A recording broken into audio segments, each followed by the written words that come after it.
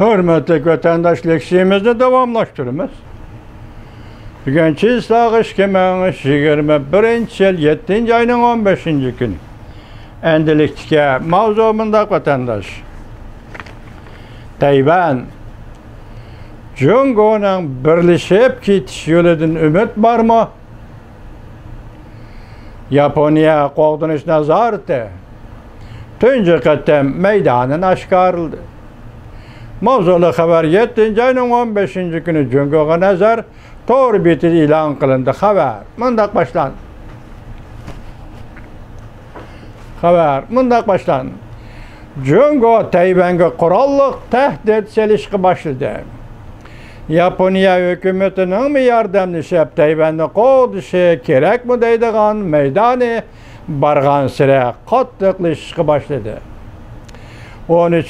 günü Yaponiya yangi bir yilda aqtashliq kitob e'lon qilib tunji qatam Tayvan atrofidagi vaziyatning muqimligi Yaponiyaning bexatarlariga zid munosabatlik degan bir jumla so'zni aqtashliq kitobga aniq yozdi.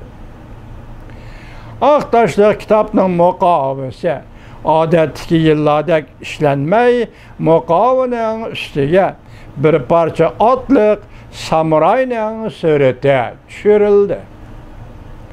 O'xshashli bir vaqtda Angliya podshoh jamiyati dengiz armiyasining Elizabet belgilik avtomatika zarbadarlar gruppasi Yaponiya qo'g'dinish qismlari dengiz armiyasi bilan birlashma harbiy manevr o'tkazdi.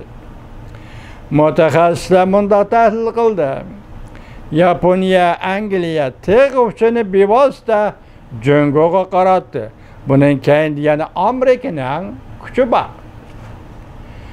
Yaponiya kundalik xabarlar gazeti xabar qilib bunday ko'rsatdi.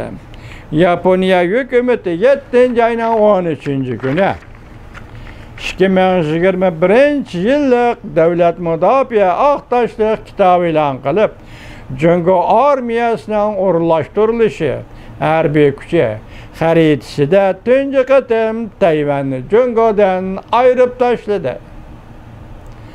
Kitobning muqovasiga qo'yilgan otliq samuray harbiy forma, keygini harbiy forma, qo'lida qilich, hozirla urushga chiqadigandak qiyofatda turadi.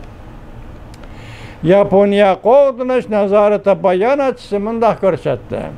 Kitobning yangicha ishlangan muqovasi va samurayning surati tashqari dunyoga Yaponiyacha alaydilik va aqtashliq kitobga xos bo'lgan alayda ayvilik qiyofatini oshkorlab berdi dedi. Aqtashliq kitobga Amerika Jungo munosabatiga oid mazmunlar kirgizildi. Aqtashliq kitobda bunday ko'rsatildi.